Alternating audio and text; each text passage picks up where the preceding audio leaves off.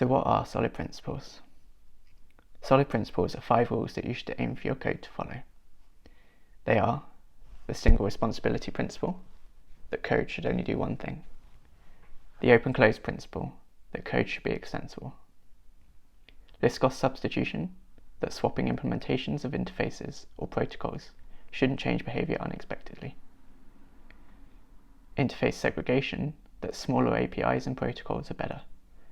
And finally, dependency inversion, that you should depend on abstractions and not implementations. They aim to make your code easier to understand, less brittle, and easier to test. We'll go through each of these in turn, and the first part is the single responsibility principle. Put simply, this means each unit of code should only have to do one thing. For example, a view class should just display data, but shouldn't really have any responsibility for loading that data. But coding is never simple, and things aren't quite as clear-cut as that. Some people choose to interpret the principle in a second way, which is that a unit should only have one reason to change. A good example here is that a view class should probably not have to change if you're changing how that data is loaded. For example, if we change from using core data to realm, this should not really affect your view classes themselves. If your view class has to change in response to that, you're likely not dividing up responsibilities fine enough. Now there's a point I want to make before we continue. Many people see guides like solid or clean coding as poor because they don't really reflect real-life coding. But like Captain Barbosa says in Pirates of the Caribbean, solid is more what you'd call guidelines than actual rules. Trying to make real code have only one responsibility is nigh on impossible. But you should ensure that you try to reduce the number of responsibilities each piece of your code has. So here we have a viewDidLoad method, which has got a few lines within it.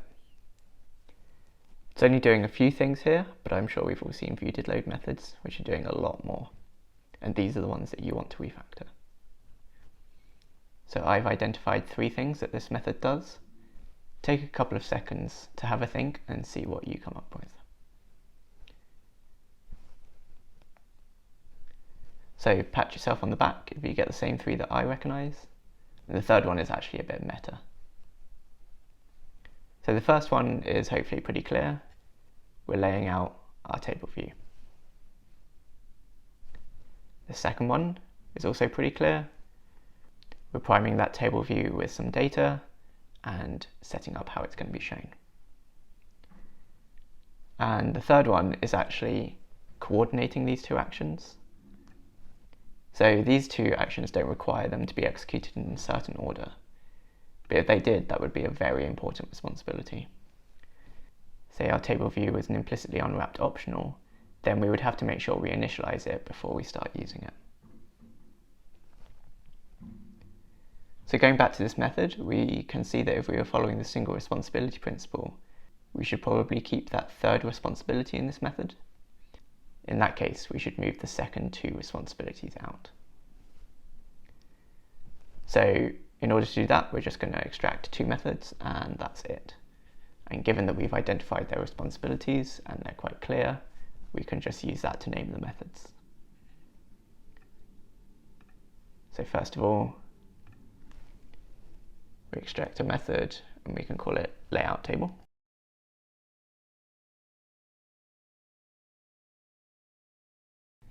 And secondly, we'll extract this,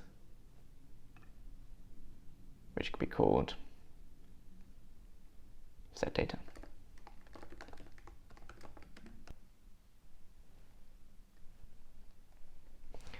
So because we took a look at the responsibilities first, we could identify what these methods should be called. If you're struggling to name the methods when you're extracting them out, that implies that there's either not one whole responsibility of that method or it has too many. A very big hint is if you have and in the method name, then it's quite clearly doing more than one thing in that method. And if we look at these 2 methods now, layout table and set table data, they aren't perfect, but they're better than the viewDidLoad before it. And that viewDidLoad now is much easier to read.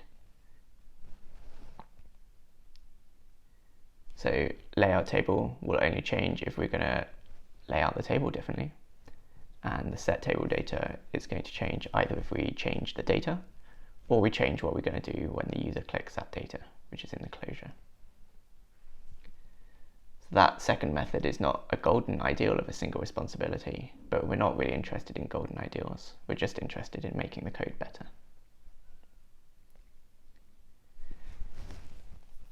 So one downside that's more obvious now is that both methods are using UI table view for layout.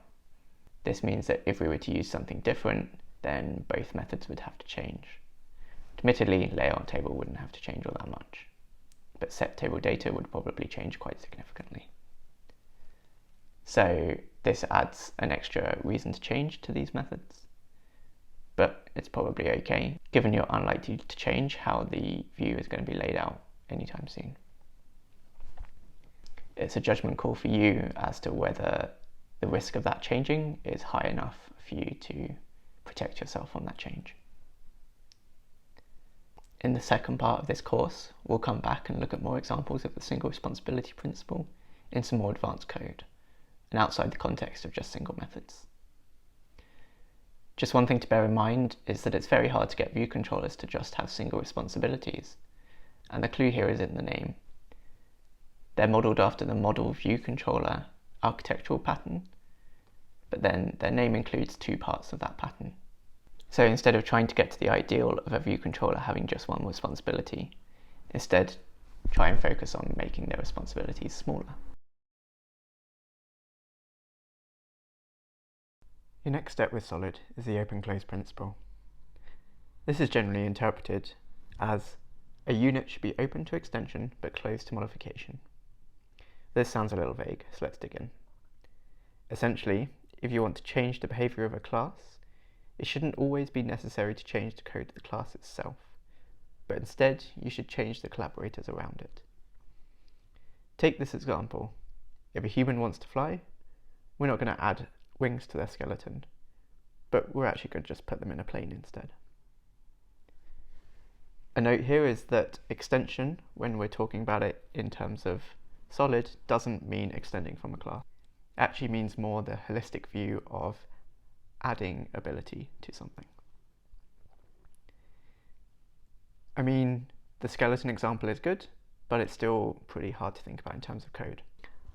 I tend to think of it that if you're adding increasingly large amounts of code to an increasingly large class, say you've got a massive view controller, for example, then you're probably violating this principle, because as you continue to add code to that class, that code could actually be put within collaborators. And we saw a little bit of that in the single responsibility principle. So this should be pretty familiar. If you have small classes with only a few responsibilities, you can change their behavior by changing what they collaborate with rather than their code itself. You want to take a close look at how adding code to one class, A, affects the classes around it, and B, breaks that code. For a good example of the second one, and what we'll look at in this session, is that enums can violate the open-close principle. Let's see how and how to refactor it. Here we have an enum with 4 cases. We switch over the enum for 3 properties. So we have 12 code paths here, and that's quite a lot. If we were to add a new case, say user shared, instantly the code has 3 compilation errors.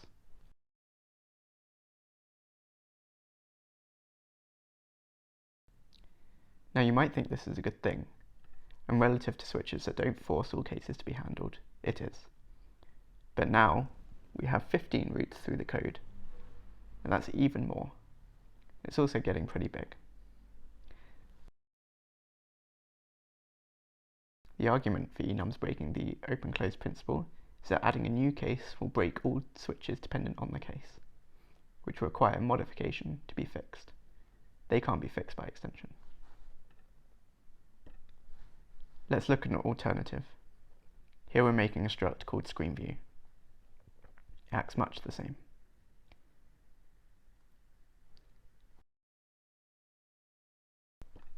However, this time, because it's a struct, we can use static properties on it to define instances. And actually, this ends up having pretty much the same implementation usage as the enum above, but has the additional benefit that we don't break switches when we add a new case. Each case here is completely independent of each other. They can each have unique properties, just like the enum could. And this is really useful, especially in a context where you have multiple modules, but they all need this class. If you had one enum, but each module had separate analytics events, you'd have to add each case to the enum. Each module could define their own static properties on screen view, without having to be aware of the other modules and their specific requirements.